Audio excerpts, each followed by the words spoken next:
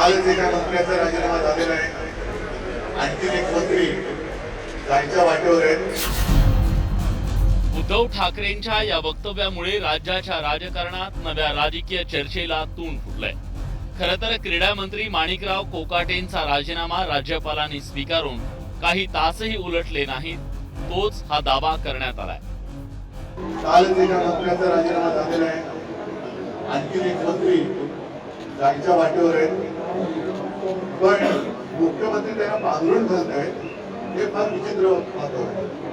ठीक आहे, राजकारणासाठी माणसं लागतात, पण ती माणसं कशी पाहिजे? उलट सुद्धा चालतील, ड्रग्सचा व्यवहार करणारे सुद्धा चालतायत, आणि ज्यांचं नाव ड्रग्सच्या संपूर्ण कारखान्याशी जोडलं जाते ते कोण आहेत?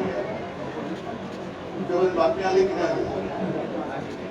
ठाण्याची व्यक्ती आहे, रिक्षावालाचा भाऊ।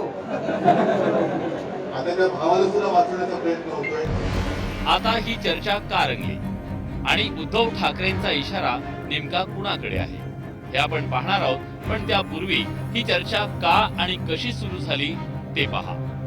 अजित पवारांच्या राष्ट्रवादी काँग्रेसचे क्रीडा मंत्री माणिकराव कोकाटेंना राजीनामा देण्याची वेळ आली आहे। दुर्बल घटकांसाठी असलेलं घर कोकाटेंनी मुख्यमंत्री कोट्यातून घेतलं, त्यासाठी खोटी कागदपत्र आणि माहिती दिल्याचं कोर्टात सिद्ध झाल्यानंतर कोर्टानं कोकाटेंना 2 वर्षांची शिक्षा ठोठावली।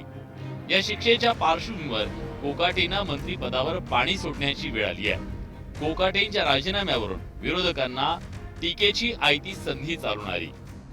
कालच एका मंत्र्याचा राजीनामा झालेला आहे, आणखी एक मंत्री जायच्या वाटेवर आहेत। उद्धव ठाकरेंनी आज एक टीका केली की 2 मंत्री गेले, आता तिसऱ्या मंत्र्यांची वर्णी लागणार आहे। म्हणजे अगोदर धनंजय मुंडे, आता माणिकराव कोकाटे आणि तिसरा मंत्री पण घरी जाणार आहे, असं उद्धव ठाकरेंचं म्हणणं आहे। ठीक आहे, त्यांनी करत राहू त्यांचं काम। त्यांनी काय अजून काय असतील, कोणाचे पुरावे असतील, काय असतील त्यांनी द्यावेत। तसं काही खरंच काही फार ठोस पुरावे असतील किंवा कोणाची फार मोठी चूक असेल, मला वाटतं त्याच्यावर कारवाई होईल। कारवाईला कुठेही मुख्यमंत्री महोदय किंवा आमचं शासन मागे पुढे पाहणार नाही। कोणाची त्या ठिकाणी चूक असताना त्याला वाचवण्याचा प्रयत्न आमचे अजिबात नाही आहेत, आणि तुम्हाला दिसतंय या 2-3 प्रकरणावरून मी सगळं कारवाई करतो। खरं तर फडणवीस सरकार सत्तेत येऊन पुरं 1 वर्ष झालंय, पण या काळात 2 मंत्र्यांना वेगवेगळ्या कारणांमुळे राजीनामा देण्याची वेळ आली आहे। यापूर्वी धनंजय मुंडेंनी प्रकृतीचं कारण देत राजीनामा दिला, पण खरं तर त्यांच्यावर संतोष देशमुख हत्ये प्रकरणातील आरोपी वाल्मिक कराडशी जवळीक भोवल्याचं राजकीय वर्तुळात सांगितलं जातं, कारण याच कारणामुळे धनंजय मुंडेंना विरोधकांनी धारेवर धरलं होतं। तसंच त्यांच्या कृषी मंत्री पदाच्या कार्यकाळातील खरेदीत आर्थिक घोटाळ्याचा आरोप करण्यात आला होता। त्यामुळे धनंजय मुंडे मंत्रिपदावरून पायउतार झाल्याचं बोललं जात आहे। मुंडेंपाठोपाठ आता राष्ट्रवादीच्या कोकाटेंनाही मंत्रिपदावरून पायउतार व्हावं लागलंय।